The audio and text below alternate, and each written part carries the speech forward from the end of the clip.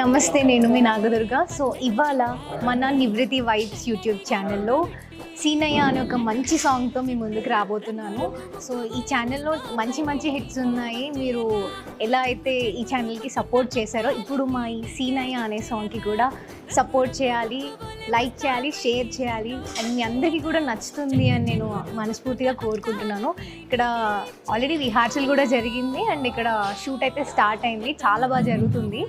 So మీరు కూడా song చూసి సపోర్ట్ చేయండి. Thank you.